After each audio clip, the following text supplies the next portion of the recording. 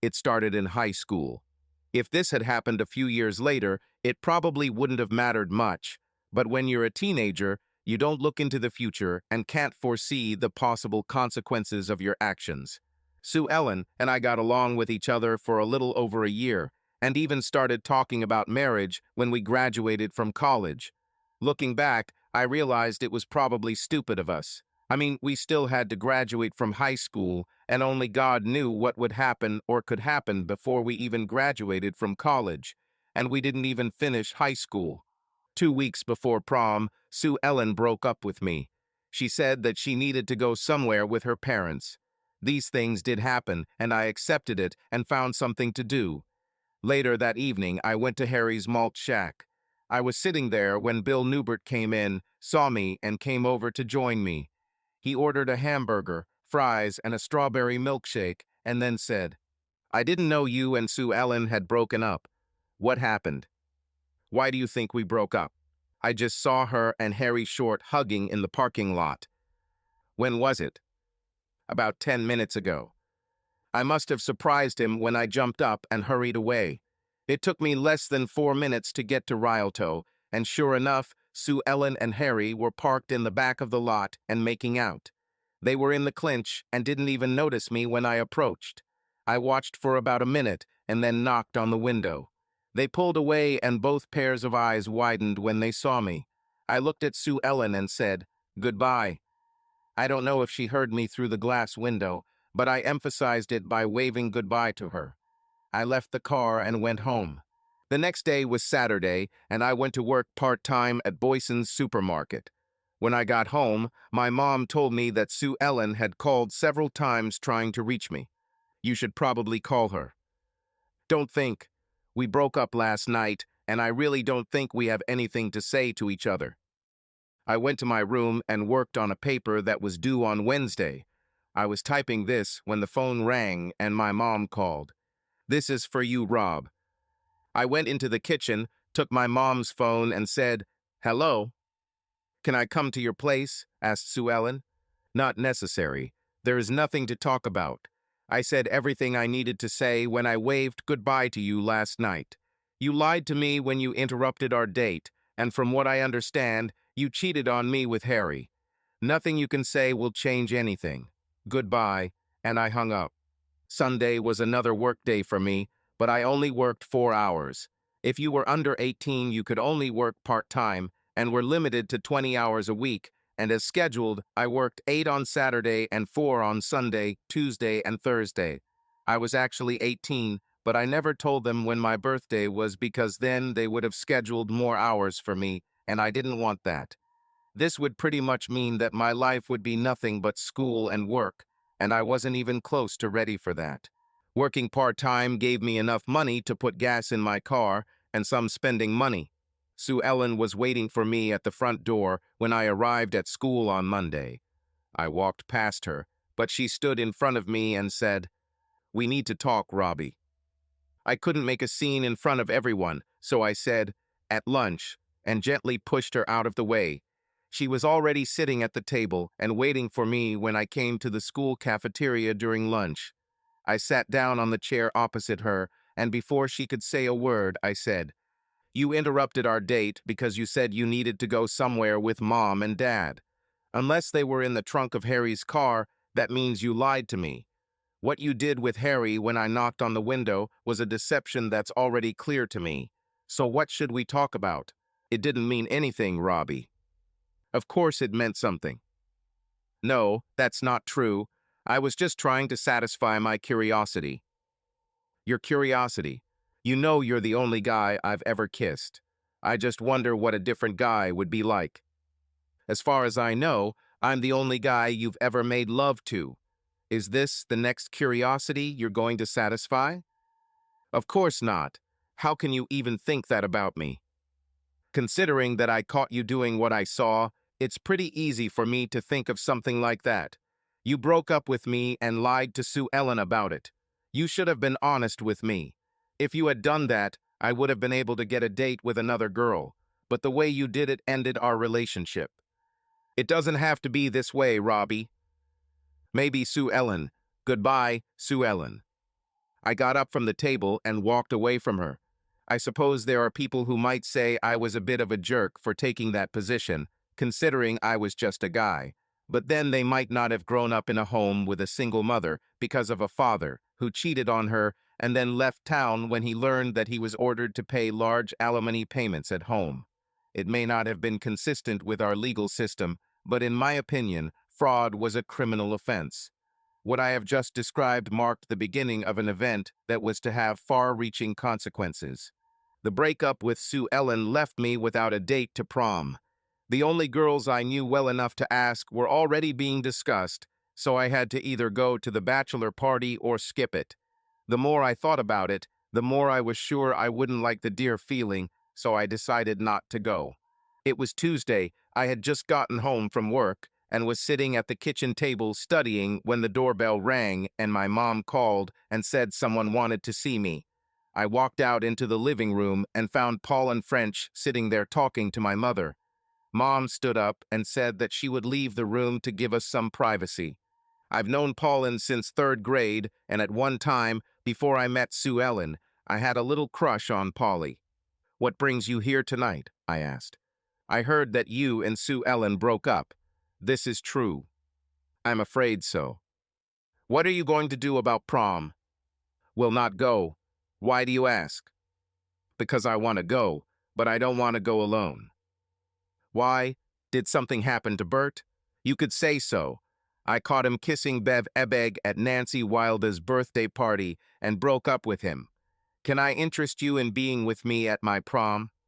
It wasn't difficult for me.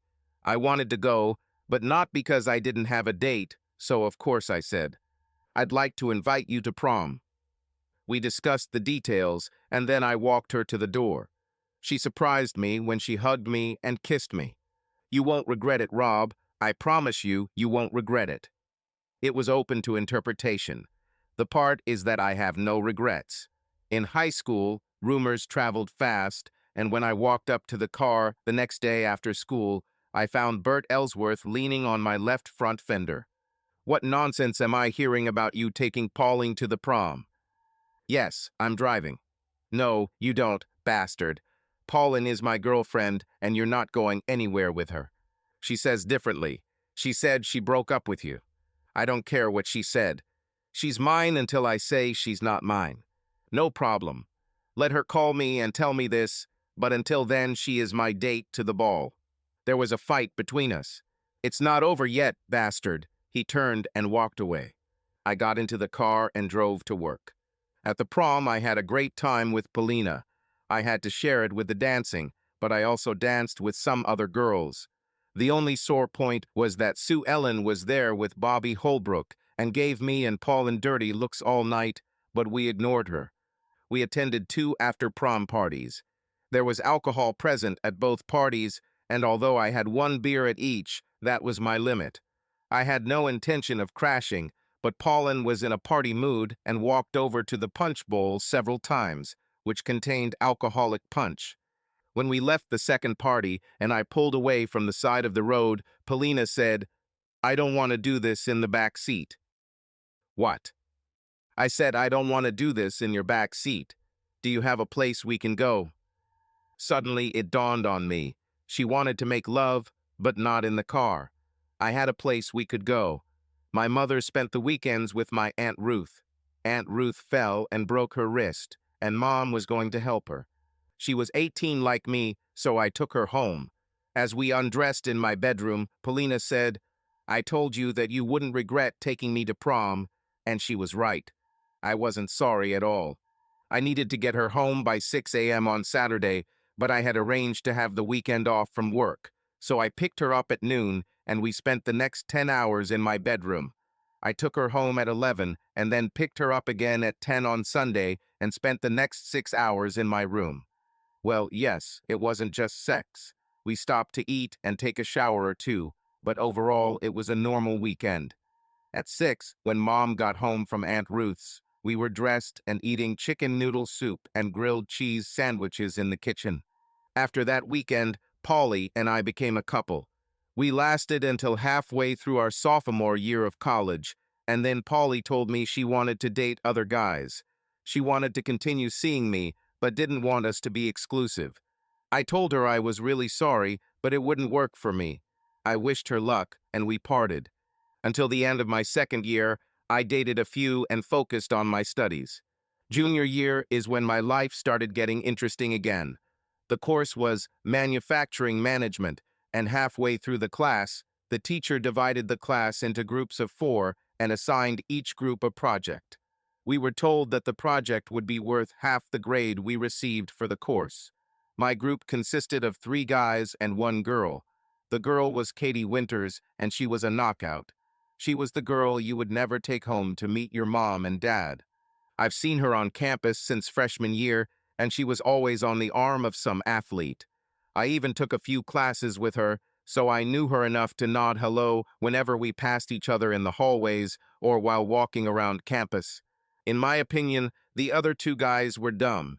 Athletes consider training to be a prerequisite for receiving an athletic scholarship.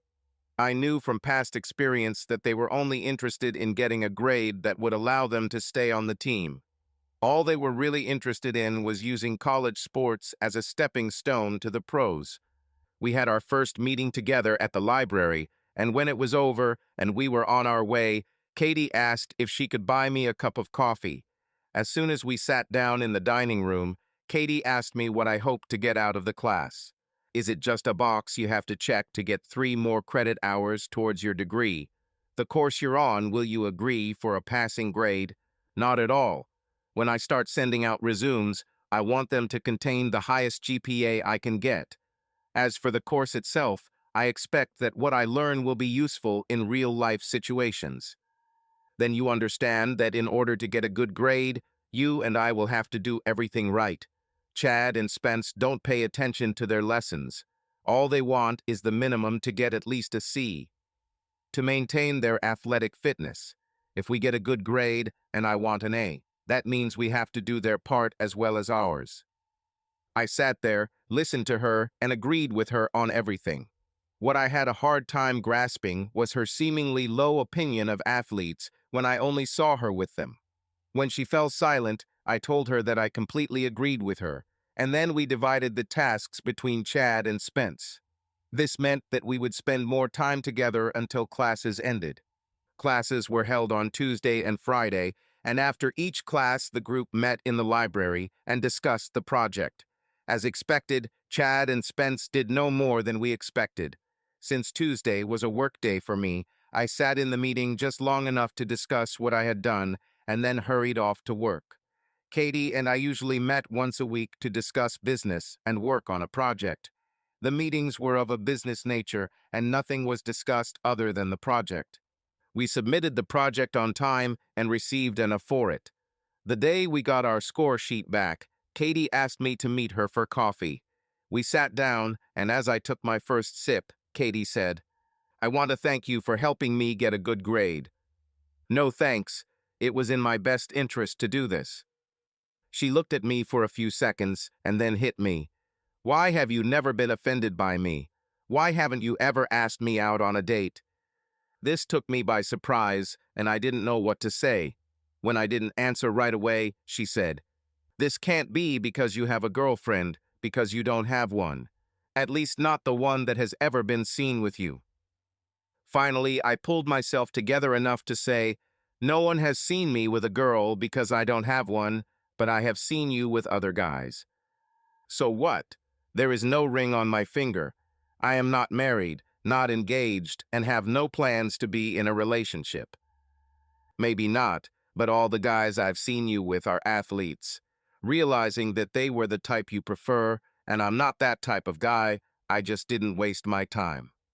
I date these types because they are the only ones who ask me out. I'm not stupid, Rob. I know what I look like. Guys would like to know better, but they never got the chance because they looked at me and told themselves that someone like them would never have a chance with me. Athletes are a different type of people. Success in sports gives them self-confidence, and they strive for what they want. Tell me this, have you ever seen me with one of these for a long time? I can't say I noticed, Katie. I just saw that you were always with someone, and I'm not one of those who interfere in other people's relationships. Well, I'm not dating anyone at the moment. It was a clear enough invitation, and I immediately asked her out. A month after we started dating, we made love for the first time. From then on, we made love as often as we could. It helped that Katie came from a fairly wealthy family and had an apartment close to campus. Our relationship had gotten to the point, at least in my opinion, that I began to think about making it permanent. Nothing was said, but I had a feeling that Katie felt the same way. The good times ended during summer break when Katie went home to Ohio for the summer. She invited me to go with her so I could meet her family, but that was impossible. I did not come from a wealthy family and had to work. I studied on a scholarship and had to earn money for additional expenses. For example, gas for the car, paying for dates with Katie, and so on. I was still working at Boyson, but I had moved from the store to the warehouse at the main distribution center. I took as many shifts as I could and saved money to buy Katie a ring.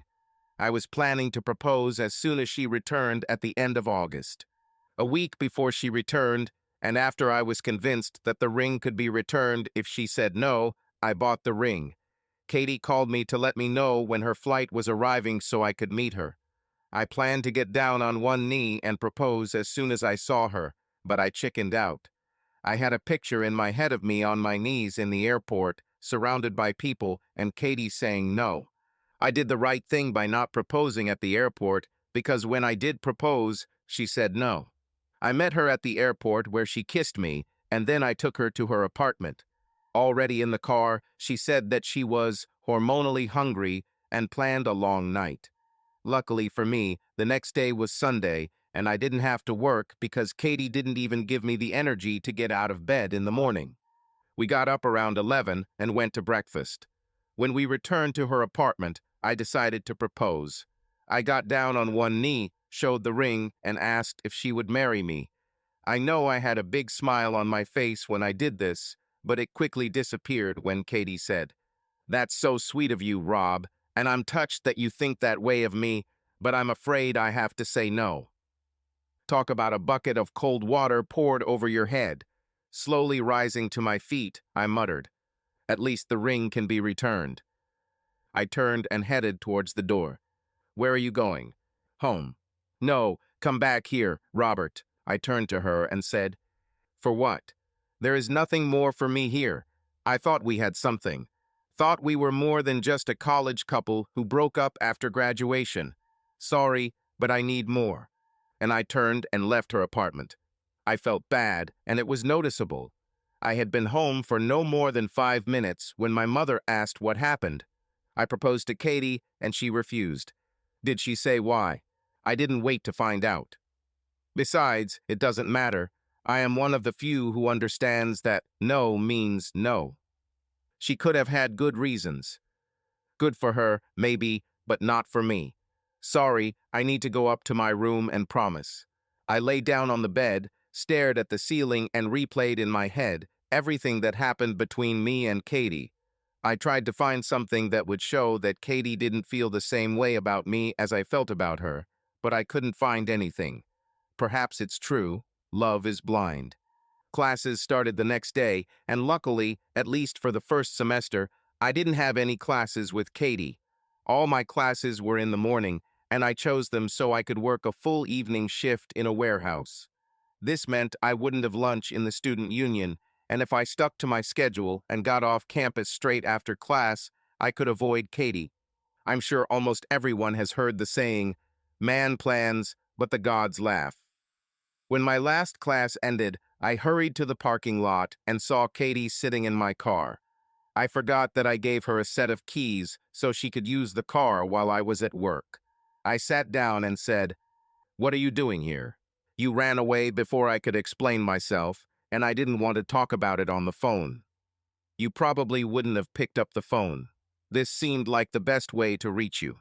I wanted to say, "Why bother?" but I remained silent. "Just listen to me, okay?" I just sat and silently looked at her. "I don't want to get married now, honey." "I'm not saying no to you. I say no to marriage. I didn't work hard to get my degree only to throw it in the trash and become a wife and mother. I fully intend to use my degree, Rob, but I don't know where right now." When I start sending out resumes, I have no idea what they might offer me. This could be the East Coast, West Coast, or South. I can't just pack up and leave if I'm married. Think about it, Rob. We'll get married, I'll be offered my dream job, but it'll be in New York, Boston, or maybe Los Angeles, and you'll say you're not going to move there. You already know what you will do. You will stay here and go full-time to Boyson.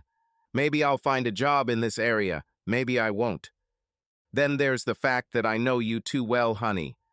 I know that you will want a family and will start pressuring me to give you children, and I will have to tell you no. Once again, dear, it was not in vain that I worked for my diploma so as not to use it. I sat and listened, and by the time she finished, I knew what she meant and could accept it, but it didn't change anything. Whether our relationship ended last night or will end after graduation, the fact remains that our relationship is over. Say something, honey. What can I say? You've covered everything. We do not have a future. I started the car, put it in gear, and as soon as we started driving, Katie asked, "What are you doing? Since you're already in the car, I'll take you home." We drove in silence for a couple of minutes, and then she said, "Sorry, Rob, I'm really sorry." I didn't answer and just waited for her to get out of the car. When she left, I drove away without looking back. For the next month, my life consisted only of study and work. I saw Katie on campus sometimes, but I never spoke to her. A couple of times she saw me and started to approach, but then changed her mind and went in the other direction. I've missed out on several dating opportunities because, frankly, I'm tired of investing time in girls who will either leave me or let me down. Then one day I saw something that must have turned on a switch in my head, and I started looking at girls again. What was it? I saw Katie walking with a guy, and they were talking and laughing together. It was like a voice in my head said, "She can move on, why can't you?"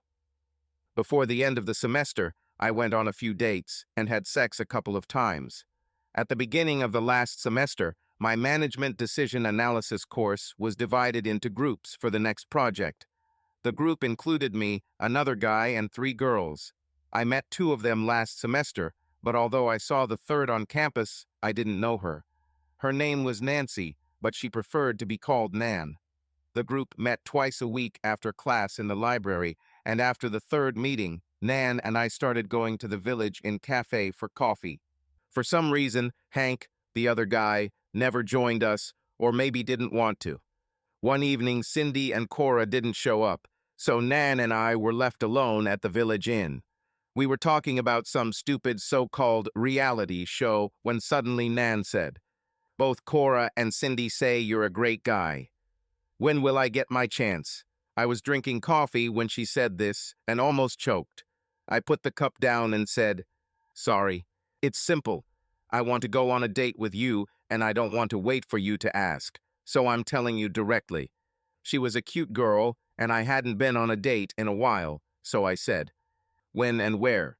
I had a good time on our first 2 dates, but things got interesting on the third. On the first 2 dates, I got a kiss on the cheek goodbye, but on the third, Nan said, "Every girl I've talked to says you're a pretty nice guy. Cora says you're good in bed. Cindy says, I'll never tell, but smiles when she does. Samantha Stark, the first girl you dated after breaking up with Katie, said it was a shame she couldn't keep you, but you were too afraid of relationships back then. What I want to say is that I am a healthy woman and I have certain needs. I'm looking for a friends with benefits relationship for the rest of the semester. I do not want to get married. I just need to have sex regularly, without obligations. Your choice.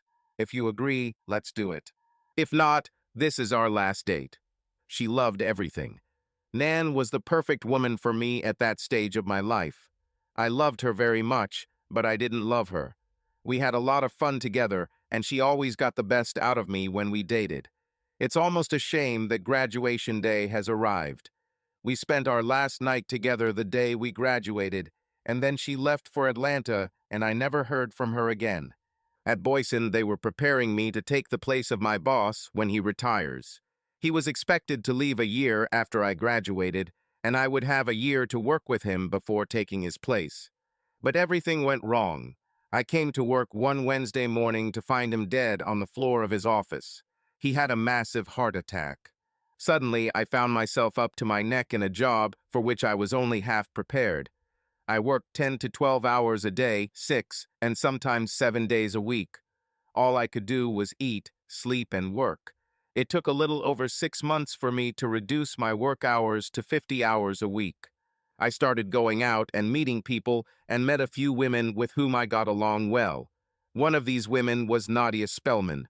We dated for a month before we began a passionate affair. She wanted to make love all the time, and how could I say no? I was thinking about proposing to her when this decision was made for me. "We need to talk, Rob." "Why, Nadia? What's happened?" "I am pregnant." A week later, I carried my wife across the threshold of my apartment. The next 6 months were pure bliss. I had the life I wanted. Good job, beautiful wife, sex life, and a baby on the way. All that was missing was a house with a yard and a dog and cat, but we were working on that and were already looking at a couple of houses for sale. In the 7th month, Nadia fell down the stairs at work, and this terminated the pregnancy. It was difficult for her for a while, but then she seemed to come to her senses. The doctors said there was no reason why we couldn't try again, but Nadia made it clear that she wouldn't be ready for that anytime soon. When the doctor cleared her to have sex again, she returned to her normal self. Another 6 months passed, and one afternoon I decided to surprise Nadia at work and invite her to lunch. It was a surprise for both of us. When I walked into her office unannounced, she was surprised to see me. I was surprised to see her when she cheated on me with her colleague. "Sorry, I should have knocked," I said and left. The divorce went smoothly. I didn't want her anymore after what I saw, and she obviously didn't want me either. It turned out that they had been sleeping for several months, and she was about to leave me.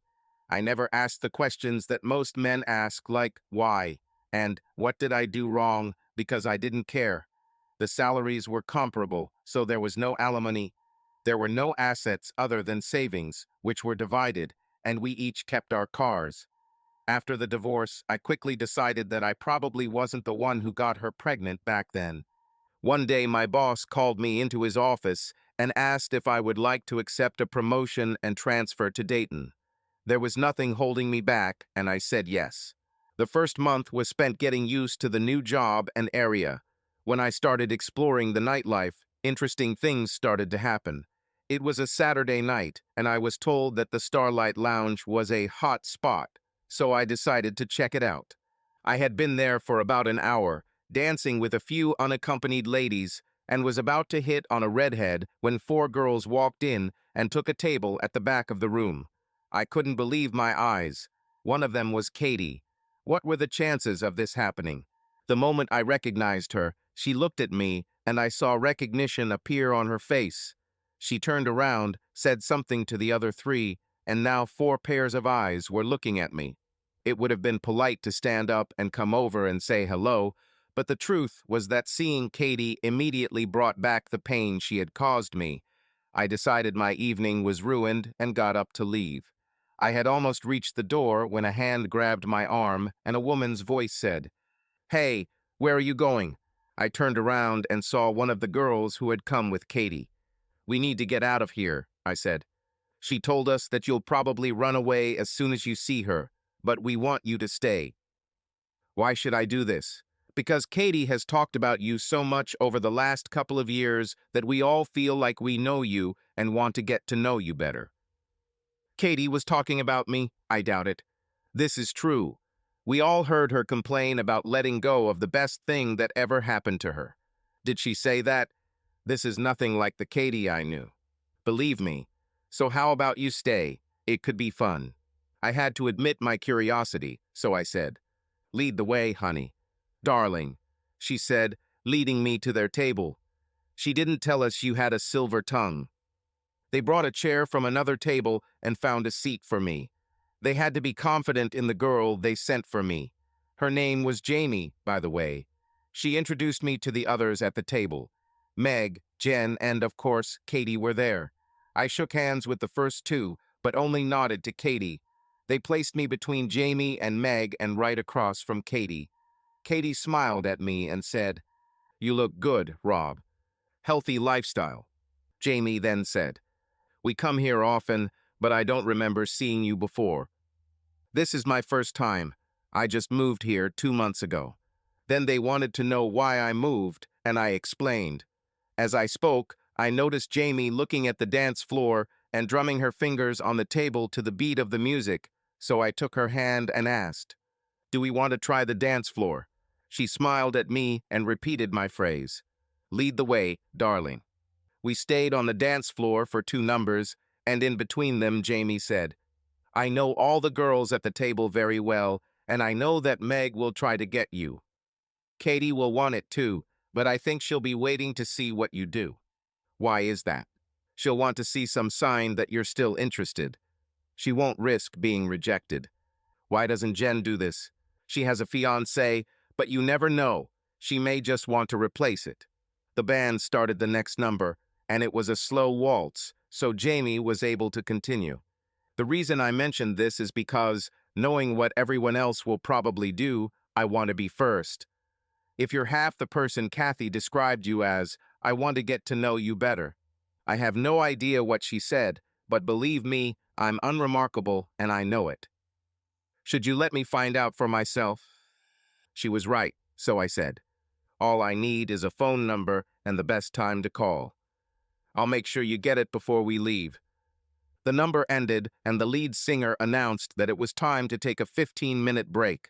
When we got back to the table, the girls started asking me about my job, where I live, how I like the area, and so on. Katie just sat and listened, but didn't try to participate in the conversation. The group returned, and Meg said, "It's my turn," and she stood up, taking my hand. I got up, and we went to the dance floor. It didn't take long to realize that if Jamie was right and Meg was going to try to get me, then Meg was wasting her time. It was obvious that she smoked a lot. Her hair, clothes, and breath smelled of cigarette smoke, and this was a big turn-off for me. She actually tried, asking if I had dated anyone since moving to Dayton. It was an open invitation, and I knew it, but she didn't get the response she needed. I said that I didn't have time for that, and that most of my time would be spent learning the new job, and I didn't expect to have any free time for at least a couple of months. We returned to the table, and I had another drink before asking Jen to dance. She agreed, and when we were on the dance floor, she asked, "Are you going to ask Katie to dance?" "Why are you asking me this? Aren't you going to try it yourself?" "I might have tried if I didn't have Jeff, but how about inviting Katie?" "Don't know. She was pretty specific when she rejected me." That was then. She realized it was a big mistake and now regrets it. I know this for sure because I listened to her complain for years about letting go of the best thing that ever happened to her. I don't know if I can. Years passed, and I finally got over it. I don't think I want to go back. I'm not suggesting you renew your relationship, although I'm sure that's what she wants. It wouldn't hurt to extend an olive branch to her. If you don't, perhaps you better not come here anymore, since she's here 2 to 3 times a week. Has she become an alcoholic? Not at all.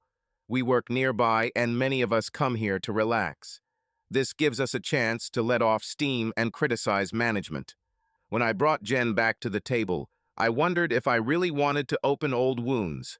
The voices in my head were debating whether to do this, with one voice saying, "You've already lived through this, it won't hurt you to be polite," and another voice saying, "Don't do that, you'll be pulled in again."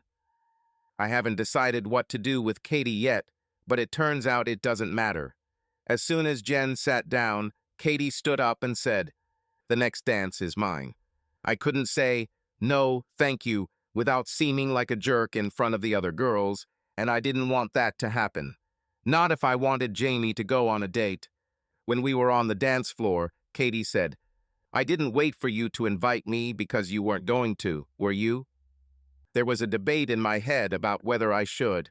"I haven't decided yet when you will get up. Any chance you could have dinner with me sometime soon? I'd like to talk to you." "I don't know, Katie. It took me a while to get over you. I don't know if I want to go back to this.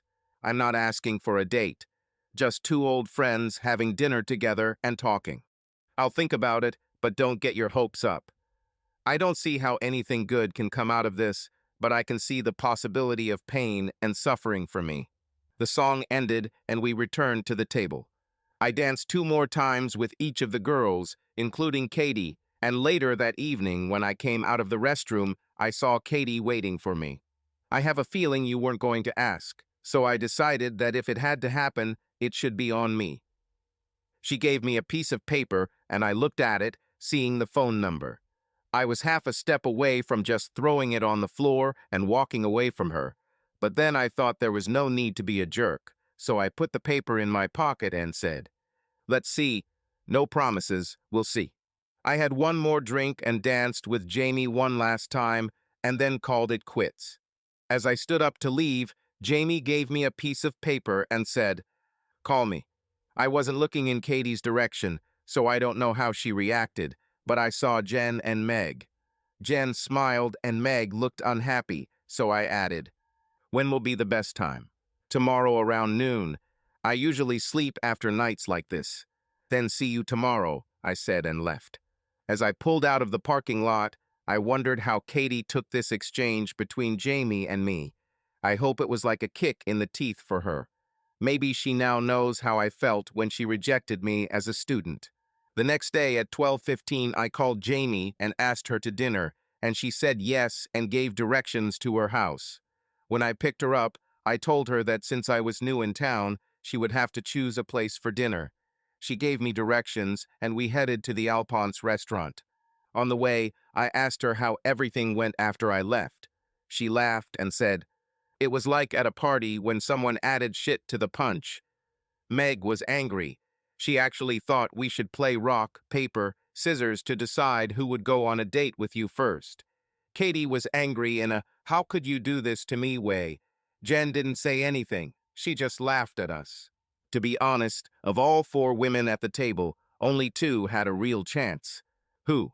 You and Jen, but you already told me about her fiancé, so it's only you left. Meg and Katie didn't have a chance. I explained why Meg was out, and then explained why Katie didn't have a chance.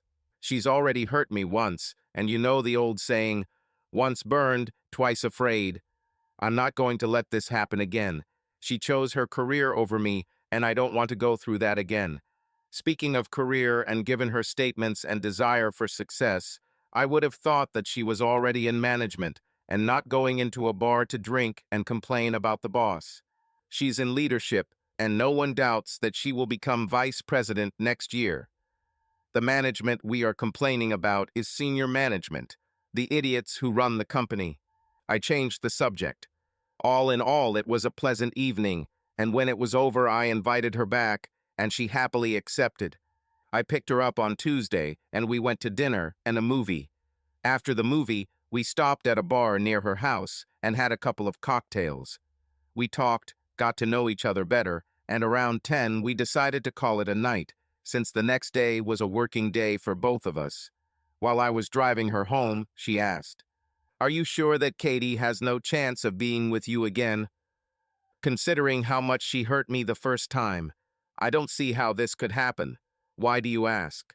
"Ever since we met on Saturday, things have been kind of chilly between us, and I don't want to be in a position where she thinks I'm the only thing stopping you from getting back together.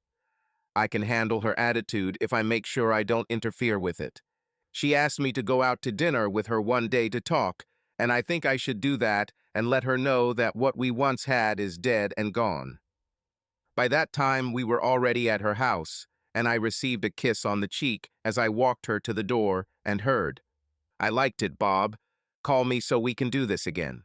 The next day at work, I thought about what was happening. I liked Jamie, and it could have gone somewhere, but I was honest with myself. If they put Jamie and Katie in front of me and told me to choose, and if Katie didn't hurt me, I would choose her. The problem is that she has already hurt me. The simple solution, as I saw it, was to never return to Starlight, where I might run into Jamie and Katie. Although this was a simple solution, it was not entirely realistic. After I explained to the group on Saturday night how I ended up in Dayton, they knew where I worked and therefore knew where to find me. If I understand Jamie correctly, She is the type who will hunt me down and demand an explanation. Based on everything Jamie and Jen had said about Katie, and based on Katie's actions on Saturday night, I was sure she would come to me too. The only realistic way to deal with this is to meet with Katie and, as she puts it, clear the air. Before I got off work, I called her and made an appointment to meet her for dinner on Thursday. She gave me directions to her house, and I said I'd be there at 6. I picked her up and asked where she would like to go, and she said the Village Inn would be okay. She was silent for the first 5 minutes of the ride and then said, "Jamie says you were dating her." A couple of times. Will this be serious? Don't know. It's too early to tell. Why are you asking? Just curious. I wonder if I have a chance. Chance? You already had me, Katie, completely. You had me, but you didn't want me. Do you remember? I remember, Rob. I remember too well. It was a mistake that I regret and that I never thought I could correct. And suddenly, here you are. It was almost like fate decided I needed to be given a second chance. I didn't say anything to her, and we drove in silence all the way to the restaurant. When we sat down and ordered, Katie said, "I was wrong, Rob. I made the wrong choice and have regretted it ever since. If I could go back and change everything, I would do it without a second thought." I didn't say anything. I just sat and listened. I guess what I'm asking is, do I have a chance, an opportunity to start over? As I sat and listened to her, I remembered what we had, or at least what I thought we had before my proposal, and almost wanted to give her what she wanted, but I just didn't see it. It happened. Before I could say anything, our food arrived, and we ate in silence until our plates were empty. I asked if she wanted dessert, and she replied, "No dessert, Rob. You know what I want." I saw no point in prolonging the conversation, so I wiped my mouth with a napkin, took a sip of water, and said, "I don't see that happening, Katie. You chose a career over me, and I understand that you have achieved great success in this career. They tell me that you will almost certainly become vice president in the near future. Are you ready to give this up for me?" Why are you asking me this? Because I already know that after completing my task here, I will be promoted, and that means I will return to Chicago. Will you leave your job and come with me? Why can't you just stay here? This answer told me everything, although she didn't know it. She wasn't going to give up her chance to become vice president, even for me. Who knows? Maybe I'll stay, I said, not meaning a word, but I didn't want to end our dinner on an unpleasant note, and the words, "See, I knew you wouldn't choose me," definitely would have. I let her know that I would think about it and maybe start dating her, and then I took her home. I walked her to the door, and when she asked if I wanted to come in, I declined, saying I was expecting a hard day tomorrow and needed to go home to rest. She kissed me on the cheek and said, "Call me," and I left.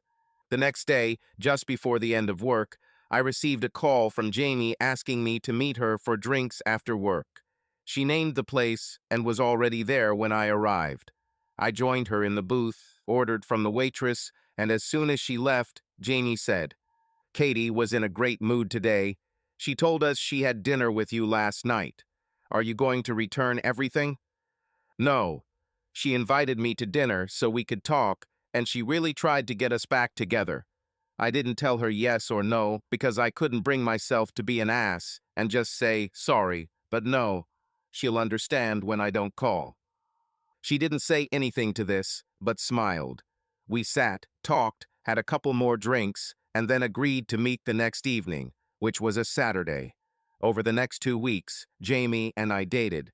I saw her at least 3 times a week, and by the end of the second week, we were making love. On the third week, I came home from work to find Katie waiting for me in the parking lot. How she found out where I lived, I don't know and didn't ask. There was no need. She was there, and knowing how she found out wouldn't change that. She came up to me when I got out of the car. "Why didn't you call me?" "Because we have no future, and I didn't see the point in giving you false hope." "Of course, we won't have a future if you don't even try." "I don't need to try when I already know the outcome. When I asked you to marry me, you chose your career over me, And I know in my heart and in my mind that you will do it again, and I will not allow myself to be in that situation again. How can you say that? Don't you think I can change? When we were having dinner that night, I asked you if you were willing to give up your career for me, and your answer was, "Why are you asking me that?" The correct answer to this question should have been, "I already abandoned you once and will never repeat this mistake." A minute later, I told you that I would eventually return to Chicago and asked if you would quit your job and come with me. The answer to that should have been, "I'll go where you go," or something similar, but the answer I got was, "Why can't you just stay here?" No, Katie, I don't believe that you won't choose a career instead of me again. How can I prove you wrong? Just. Tomorrow I will go to work and quit. I cannot do it. Why not? I worked like hell to get to where I am now. You can't expect me to give it all up. I laughed and said, "That's it, Katie, doing exactly what I expected. Work comes before Rob. You can't do it now, but I have to trust that you will do it when you become vice president and have your sights set on the president and CEO. You're being unfair, Rob. Maybe not to you, Katie, but I'm fair to myself. I won't put myself in a position where you can hurt me again." I left her and went into my apartment. I had a date with Jamie the next day, and when I picked her up, she asked what I had done to piss off Katie. She was just awful to me today and called me a rotten bitch for stopping her from getting back to you. I told her about how Katie was at my house when I got home from work and what was said. Next time she says you're bothering her, just tell her it was her election that ended us. Just tell her that if she really wanted me, she would quit her job to be with me. The next day, she told me that Katie was mean to her again and that she told Katie exactly what I told her. And then I told her to leave me alone or I would go to senior management and file a complaint against her. What could you complain about? Personal harassment. This is a legitimate complaint. Stupid, but still legal. The point is that it will be in her business, and potential vice presidents need to be careful not to let that happen. I laughed and said, "You really know where to hit to make it hurt." A few more weeks passed, and Katie stayed away from Jamie and me, and I became increasingly close to Jamie and began to think that perhaps it would be worth talking to her about what the future held for us. I've already asked her to move in with me, but she said she'd rather not. It's a little too early, Rob. I need to feel more confident in our relationship before I take such a big step. I was a little disappointed, but I understood where she was getting it from. One Saturday, she told me she wanted to go to Starlight because she missed spending time with Meg and Jen. I doubted this. We don't need to be around Katie. Katie won't be there. Meg and Jen took my side and Katie stopped going out with them. Over the next month, we joined Meg and Jen at Starlight and had a great time.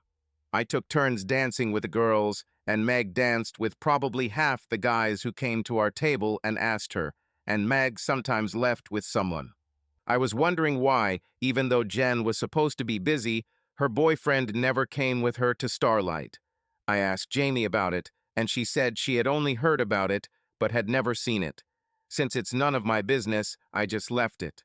Jamie and I got along well. Our dating slowed down a bit because she decided to take some advanced training courses. She was an accountant, and the courses were on Mondays and Thursdays. Sometimes she had to give up weekend dates due to some family obligations. I met her parents, sister, and one of her 3 brothers, and they seemed nice. I knew family was important even though I didn't have one. My mother had no brothers or sisters, and her parents died when I was 5 years old. My father also had no siblings, and his parents died before he met my mother, and then he suddenly passed away. I wanted a family, and I wanted to be part of a family. Katie knew this, and it was one of the reasons why she left me. I couldn't be angry when Jamie had to turn me down for the sake of the family. It was one of those weekends when Jamie was with her family, and I decided to go to Starlight, have a couple of drinks, and maybe dance with Jen and Meg if they were there. Meg wasn't there that night, so Jen and I sat and talked until the band started playing. As soon as they started, I danced with Jen. At about 9:30, I decided to call it a night. Jen asked me to meet her for coffee at the Village Inn, and when we sat in a booth there, she said, "This will be difficult for me, Rob, because I don't usually interfere in other people's affairs. Besides, I don't know what kind of relationship you have with Jamie. You may already know what I'm about to tell you, and that's okay with you. But if not, this is what you need to know. I think it's best to ask you exclusively whether your relationship with Jamie or whether it's what some call an open relationship."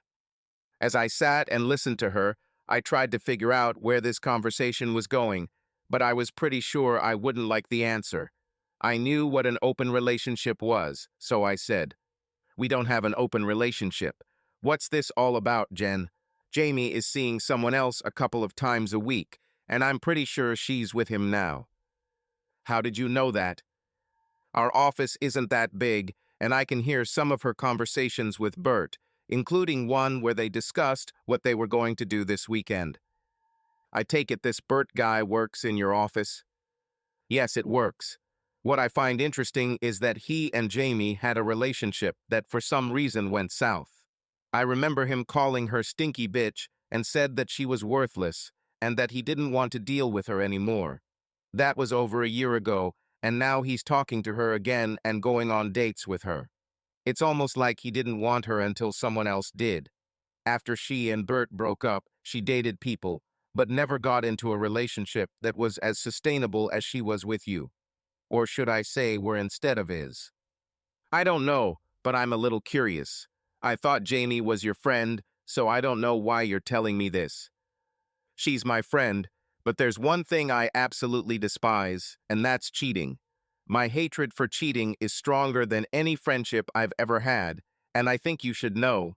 What are you going to do?" "I'm learning more about what's going on. I know it's a lot to ask, but could you listen if they agreed to go somewhere where I could catch them? I think I can do it. I take it you're not planning on confronting her right away?" "No. I think I need to know more about what's going on before I do anything." On the way home, I thought about what I had heard and what it meant to me. Jamie and I didn't have what you'd call a committed relationship. I practically asked her for them when I asked her to move in with me, but she refused and said she wasn't ready to take such a big step. Maybe she couldn't commit because she still had some feelings for Bert and couldn't contact me until she could give me 100%. We didn't agree to be exclusive, so I couldn't see her dating this Bert as cheating, but I did see it as lying to me. She lied when she talked about her courses, and she lied when she talked about family matters, using that time to date this other guy. But even if she lied, can I blame her for it?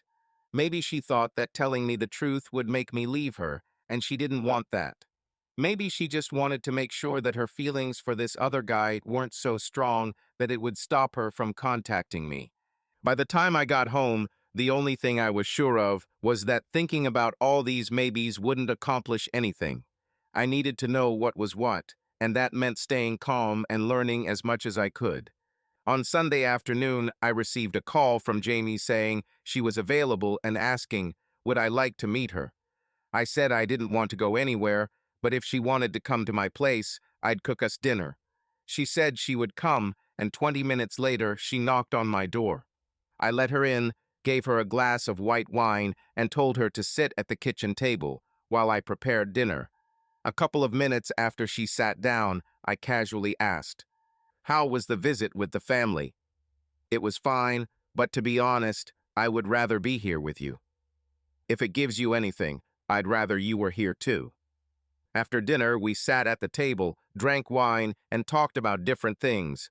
She was thinking about buying a new car, and we were discussing cars when I suddenly asked, "Will we succeed? I mean, will we be more than friends with benefits?" The sudden change of topic took her by surprise, and she seemed to hesitate a bit before speaking. "I don't know. I feel good with you, but I was in other relationships where I also felt good, and they ended badly. I would like something to work out between us, but past experience has made me a little careful in matters of obligations." Why suddenly ask such a question? When I was alone on the weekend, I started to wonder where my life was going, thinking about things like getting married, having kids, buying a house. Before you, there were 3 women I thought I would go down the path with at home 2 children, but it all fell apart, so I began to wonder what would happen to you. What's wrong with what we have now? It works. Yes, but it doesn't bring me closer to the house, fence, children, dog, and cat that I want. I want it too, but I feel like it's too soon. I looked at her for a few seconds and then said, I get the impression that you can't commit because there is someone else and it's hard for you to make a choice. This is absurd. Maybe, but after several failed relationships, I learned to look at things differently than others. Like I said, it's just a feeling I get.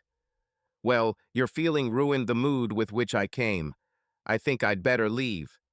I didn't say anything, and she stood up, picked up her purse, and headed for the door.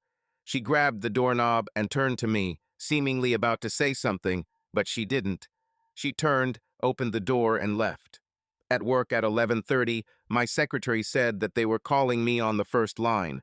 I picked up the phone, pressed the first line button, and discovered it was Jen. After the greetings, she said, "What did you do, Jamie? She's been acting like she's been spat on in the past since she came to work this morning." I told her how the evening went. "That explains everything," she said. "You told me to let you know if I heard they were going somewhere you might catch them, and that's why I'm calling." He asked her to lunch, and she said she would go and meet him at Marcos at noon. "I don't know if you have enough time." I called as soon as I heard their conversation. "I have enough time. Marcos is only 10 minutes from here. Call me and tell me how it went." "Absolutely, and thanks for calling." I drove to Marcos and parked in the lot a couple of minutes after 12. I saw Jamie's car parked in the second row. I gave him and Bert another 5 minutes to get settled, and then I got out of the car and went inside. Jamie's back was towards me, and she didn't know I had entered. The big surprise for me was that I knew this Bert. He saw me, his face lit up with a wide smile, and I realized that it was not because he was happy to see me. This Bert turned out to be none other than Bert Ellsworth. The same Bert Ellsworth who was going to beat me up when he found out I was going to take Pauline French to prom. It's funny how sometimes your mind can take something, think about it from different angles, and come up with the right answer that seems unexpected. Jen told me that Bert, whom Jamie had previously dated, left her cruelly, and now he is trying to win her back again. There was no doubt in my mind that he didn't really want her back. Somehow he found out that she was dating me and remembered me. I was the guy who he believed stole Pauline French from him, and now he wanted revenge by taking Jamie away from me. He didn't need her, but he needed revenge on me. All these thoughts flashed through my head instantly before Jamie realized that I had entered. I smiled, walked up to their table, and extended my hand. "Bert, long time no see. Didn't know you lived in Dayton."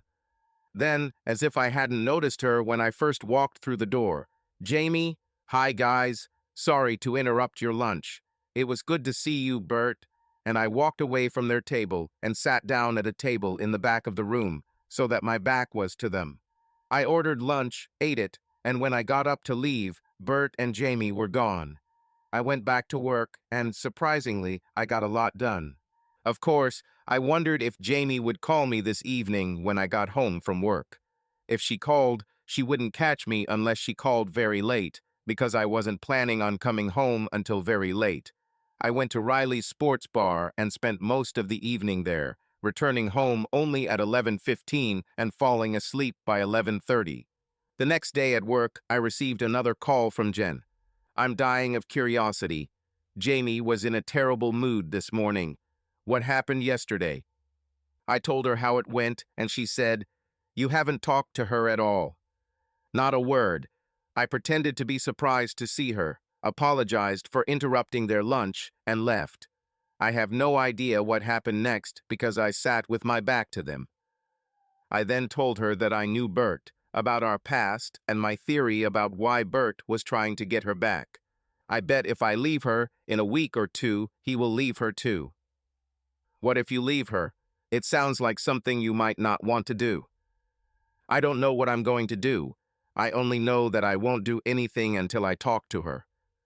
Keep me posted, okay? Certainly. Stay alert and let me know the news. Understood. Bye. I had been home for about 30 minutes and was trying to decide whether to go out to eat or stay home and cook something for myself when the phone rang. I said it was Jamie and she wanted to know if she could come over. Have I ever said no? I'll be there in a little while. Stop by Pizza Hut on the way. I'll order pizza to go. I called, placed my order, and paid by credit card, and within half an hour Jamie showed up with the food. She placed the pizza boxes on the kitchen table and kissed me. What did you order? Pepperoni for me and a vegetarian stuffed crust without mushrooms for you. As you like. Yummy, she said, taking 2 beers from the refrigerator. I didn't plan to mention her lunch with Bert. I was going to let her dictate the conversation, but I wanted to give her a shot to get the conversation going in the right direction. As soon as we sat down to eat, I said, after you left that evening, I'm a little surprised you called me today. I'm sorry, but you upset me with your conversations about how you feel and your innuendos. I felt like I needed to leave before things were said that we would later regret. I didn't say anything, just took another bite of pizza and washed it down with a sip of beer. Why, knowing him, didn't you join Bert and me in the restaurant? Bert didn't tell you. He said you went to the same school, and that's all. It's true, but we weren't friends. They weren't even close friends and almost came to blows a couple of times. This was many years ago, and when I saw him in a restaurant, I decided it couldn't hurt to be friendly. Just not friendly enough to sit down and chat, plus I didn't want to disturb you too. You could. He's just a colleague. Everything is fine. It's none of my business. As soon as I said that, I could almost see the light bulb above her head go on. Oh no, he's just a colleague I have lunch with sometimes. I said nothing. No need. I can feel it. You see me with another man and add that to your feeling that there is someone else stopping me from committing. Why can't you just accept that I'm just not ready?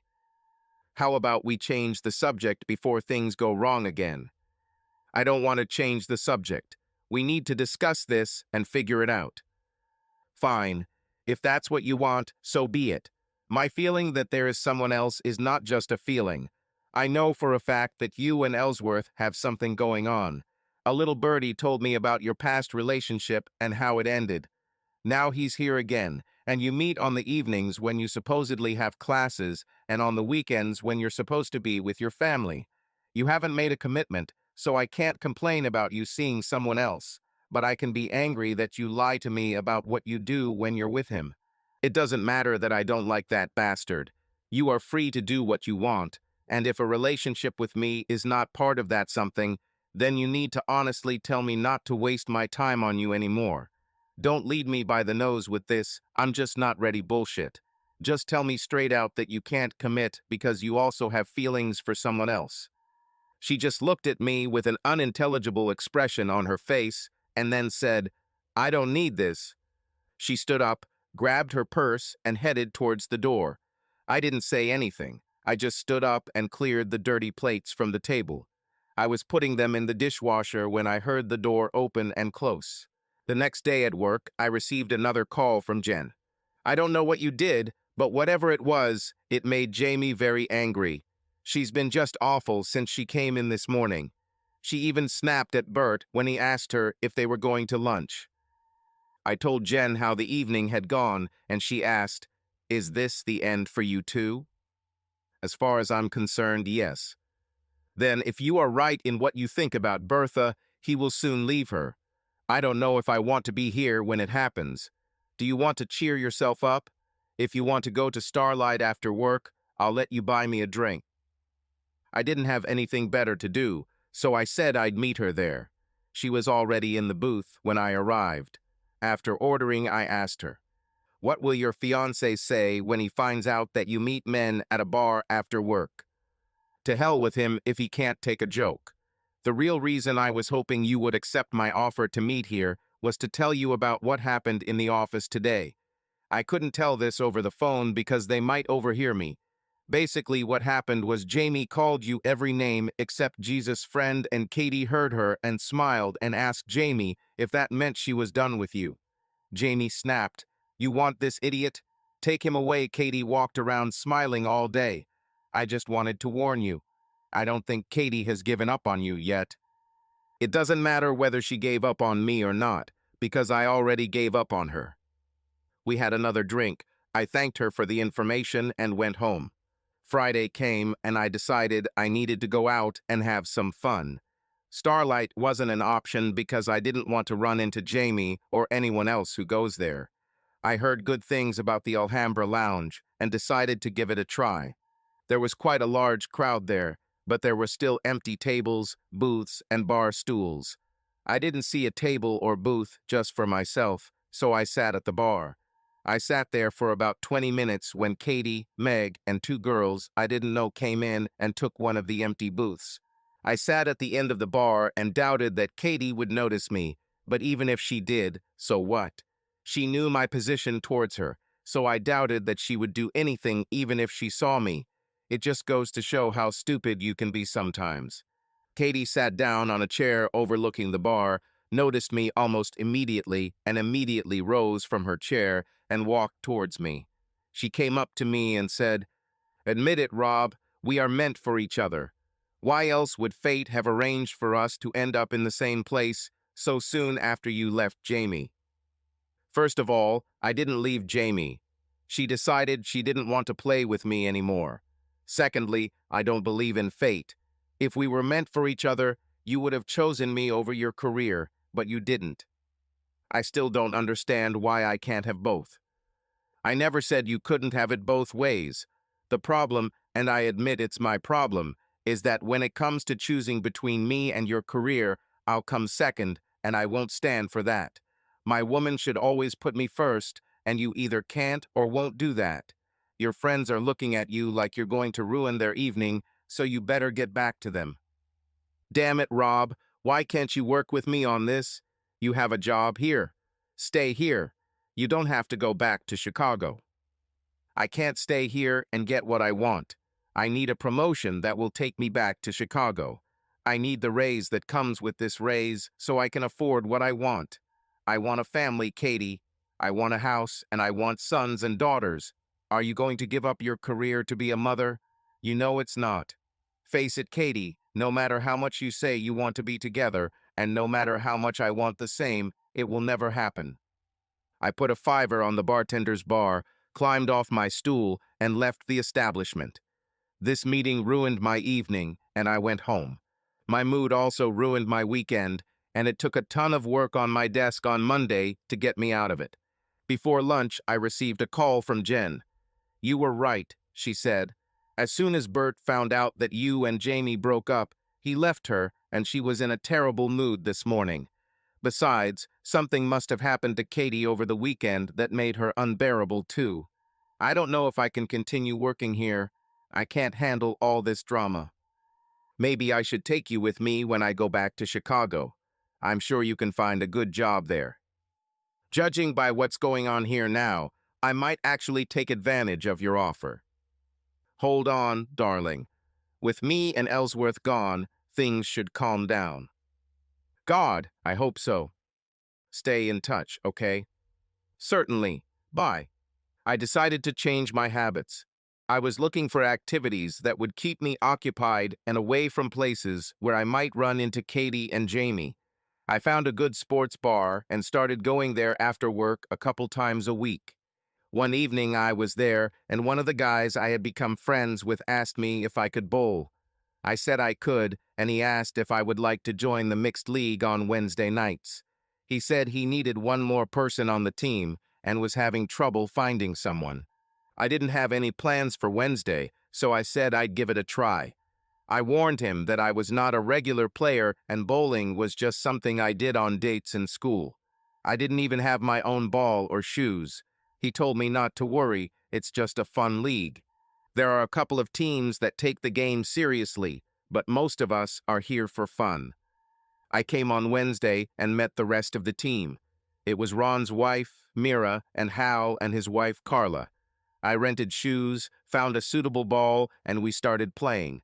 I didn't disgrace myself, but I didn't shine either. When we finished, we went to the bar to have a drink and chat, and that's when the evening went wrong for me. Bert Ellsworth was sitting at the bar. I hoped he didn't notice me when I walked in with my teammates, and at first it seemed like I was lucky. After about 40 minutes, the others got up and left, but I still had half a beer and stayed to finish it. Bad move on my part. As soon as the others left, Bert climbed off his bar stool and came and sat at my table. He grinned widely and said, "Are you drowning your sorrows, Daltrey? How does it feel when your girlfriend is taken away from you?" I almost laughed in his face, but instead I decided to mock him a little. "What's that supposed to mean? You stole Pauline from me, and I stole Jamie from you." I laughed and said, "Only in a dream. You couldn't take a woman away from me on your best day. Jamie meant nothing to me. I only dated her to annoy Katie. Katie and I were doing well in college, but she broke us up. She wants me back, and it will happen. But first I want to bully her a little to get some revenge for the breakup. You didn't take anything from me, Ellsworth." I laughed again, took a sip of my beer, finished it, stood up and said, "See you, loser."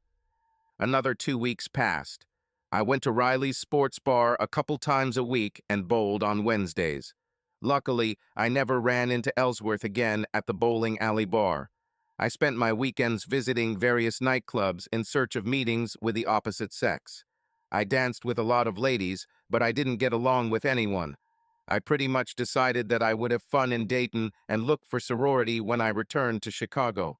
I was just getting ready to leave the office on Thursday when the phone rang. It was Jen, and after the usual greetings, she said, "You'll never guess what happened. Jamie is in a bad mood because Ellsworth is courting Katie." "How did you know this?" I laughed and told her how I set Ellsworth up at the bowling alley. I knew he would go after Katie as soon as I told him. "You're just mean." "I know. Isn't that great?" "Why did you do this to Katie? I thought you liked her." "I more than like her, but we can never be together. She's career-oriented, and I'm family-oriented, and it's not compatible. You can have it both ways. She can have her own career and still be a wife and mother. It's not a problem. She will always put her career first. I know what I'm saying, Jen. I know Katie, her mindset, and her drive to succeed. I can write a script right now. We are getting married, and she will resist having children because they will interfere with her career. If I do manage to get her pregnant, she will work until the baby is born, and then hire a nanny or send the child to daycare and return to her career. This won't suit me. I want sons and daughters, and for the mother to stay at home until the children go to school. Once this happens, she will be able to return to work, but it will be years of waiting. Katie won't do this. I know. I already discussed it with her, and she wasn't interested. She can change. The way she talks about you, I know she knows she made a mistake when she broke up with you. Maybe, but I feel like when faced with a choice, she'll do it again. Stay in touch and let me know the news." "Understood. Take care of yourself. See you later." Over the next month, Jen called me about once a week. Ellsworth was still courting Katie, and she went out with him a couple of times, but according to Jen, there was no passion in the relationship. She went on dates with Bert, but also dated a couple of other guys. She's been dating for as long as I've known her, but no guy has been able to form a lasting relationship with her, and honestly, I think it's because of you. Because of me? Do you remember the first time we met? Remember how I said that everyone wanted to meet you because of what Katie said about you? Yes, I didn't believe it. This is true. After she went on a date with a guy and we asked her how it went, she would always compare the date to you. It was always something like Rob would never do that, or something like I can't believe I let go goods just to go on a date with such a nonentity. You really should give her a chance, Rob. What do you have to lose? Just everything I put into it. When it all falls apart, I know it will. I think you're wrong, but it's your life, so I won't mention it anymore. But of course she did, and I began to suspect that her new goal in life was to get Katie and me together again. It was Thursday, and I had just returned to the office after lunch with my boss when I received a call from Jen. "Do you want to help me do something evil?" "Do something evil? What do you mean?" "I just heard Bert set up a date with Katie for tomorrow. I want you to call her and invite her to dinner tomorrow night. If I'm right in what I'm thinking, she'll cancel her date with Bert to go with you." "Why should I do this?" "To get back at Bert for interfering with your relationship with Jamie and to help me." "How can I help you?" "I don't like Bert. I believe it is a snake. I didn't like the way he treated Jamie, and she's my friend. Katie is my friend too, and Bert doesn't care about her. He just wants to set you up, so I want to make fun of him a little. I don't know if this would be a good idea. Katie might think she has a chance. Look at this as an opportunity to make your case again. You never know, Rob. Perhaps she will change her mind." I hesitated for a few seconds and thought about it. Finally, I said, "Okay, I'll do it. More to annoy Bertha than to start anything with Katie. Plus, I don't like what he did to Jamie as much as you do. However, there is always a chance that you are wrong and she will say no. I'm willing to bet he won't. Is she still at work?" "Yes, at work." "Okay, I'll call her right now. I'll keep an eye on her and call you back as soon as she hangs up." I wondered if I really wanted to do this when I hung up. "Cheer up, boy. You said you'd do it, so do it." I picked up the phone again and dialed the number. 2 beeps and then, "Thank you for calling Wexler. If you know the internal telephone number, dial it now." I dialed the number Katie. 2 beeps and then, "Good afternoon, this is Katie. How can I help?" "You could come with me to dinner tomorrow night." Several seconds of silence passed before I heard, "Rob." I got it right the first time. "Are you asking me out on a date?" I think that's exactly what I said. If this call is being recorded for quality assurance and training purposes, you may want to listen back to it to make sure. Of course, I'd love to have dinner with you tomorrow. We discussed logistics, and she gave me her address and directions to her house. When I hung up, I had to admit to myself that I was glad to see her again. 5 minutes later, she called me Jen. I knew she would agree. When she hung up, she jumped up, raised her fist in the air, and screamed. Yes, naturally, all the girls came up and asked what was going on. She literally glowed, saying that you invited her to dinner tomorrow night. Bert was sitting at his desk when she said this and said, "Hey, you have a date with me tomorrow," Katie said. "Sorry, but it was Rob. This is a chance to get us back together, and I'm going to take it." Then Bert called her a fucking bitch, and Katie said, "What did you call me?" He said she heard him well enough, and she laughed and said, "So did everyone else here in the office." She then picked up the phone and called Monica from HR and asked if she was free now, and when Monica answered in the affirmative, Kathy said that she had an issue with a coworker that she needed to discuss with Monica. Bert lost his temper and said, "You stupid bitch, what are you doing?" But by that time, Katie was already heading towards Monica. "I will keep you posted." I arrived in time to pick up Katie, and when she answered my knock and opened the door, she literally left me speechless. She was always beautiful, but that evening she was dazzling. It was obvious that she was going to try her best. At that moment, I made a decision that many may think was heartless, and perhaps it was, but I was going to be with her again and enjoy her as much as I could before returning to Chicago. If I was right in my thoughts, we would have at least 6 months together, maybe 9. When the time comes to leave, I'll give her the choice to stay or go with me, although I'm almost sure of her choice. On the way to the restaurant, we talked about what we'd been doing since we graduated from college and about family and friends. The conversation continued during dinner, and after eating, I took away her drink and dance. "I want this. Do we have to stay here?" "Are you sure?" "Absolutely." We left the dance floor, finished our drinks, and then left. Entering her apartment, she dragged me into the bedroom, where we quickly undressed and spent the next 3 hours. From that night, we became a couple. I gave up my apartment and moved in with Katie, and the next 4 months flew by before Katie started talking about getting married. I wasn't against the idea, but I wasn't going to commit until I saw if Kathy would come with me when it was time to go back to Chicago. I needed to see if she would choose me or not. Therefore, when she started talking about a permanent relationship, I remained silent. Katie wasn't stupid, and she realized I was just not ready, so she backed off. We had 7 good months together before it was time to make a decision. I was given the promotion I expected, and it was time to return to Chicago. I was in my office, looking through spreadsheets, when my secretary announced that my wife was on the second line.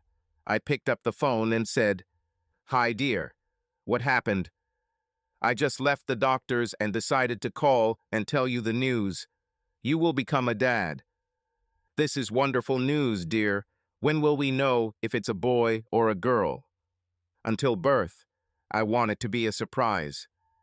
"Your choice, darling. I don't care. I'm going to spoil the child anyway. I love you, Jen." "Jen." "Yes, Jen." When I told Kathy that I had gotten a promotion and it was time to return to Chicago, I asked her where she would like to have her wedding. In Dayton, where all her friends are, or in Chicago, where we will live. She did exactly what I always knew she would do.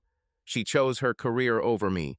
I packed my things and left her apartment an hour after our conversation. It was an emotional moment, and she begged me not to leave, but she didn't change her mind, so I left. I checked into a hotel for the last 2 weeks in Dayton. The next day after lunch, she called me Jen. Katie was unbearable all day. "The only one who can piss her off like that is you.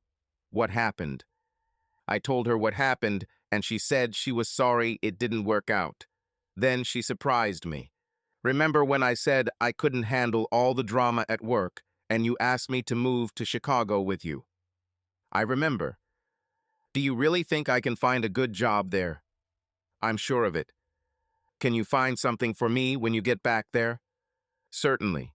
When I got back to Chicago, I started looking and found a few places where Jen might be able to find work and called her to let her know.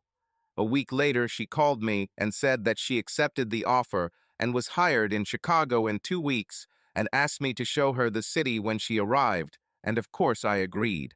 When she started a new job, I made an appointment with her to show her around the city, and on that date, I asked her when her fiancé would be joining her, and she said her fiancé wasn't there. They broke up around the time I broke up with Jamie, but she didn't want to talk about it because she knew how others in the office would react to it, and she just didn't want to deal with that drama. That first date led to several more, and we eventually became a couple. 6 months later, she moved in with me, and 2 months later, I proposed to her, and she accepted. We planned a small wedding with just family and a few friends. One night at dinner, Jen jokingly, or at least I hoped jokingly, asked if we should send wedding invitations to Katie and Jamie.